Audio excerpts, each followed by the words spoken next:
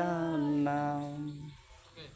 মিঠুন ত্রিপুরাকে সে মিঠুন ত্রিপুরা সে যীশু খ্রিস্টকে পরিত্রাণ কর্তারূপে সে বিশ্বাস করে, তাই আমি পাস্টার জাকব কর্মকার তাকে আমি সেই যীশু খ্রিস্টতে বিশ্বাস দেখিয়া পিতা পুত্র ও পবিত্র আত্মার নামে তাকে জলে বাপ্তাইজ করিতেছি।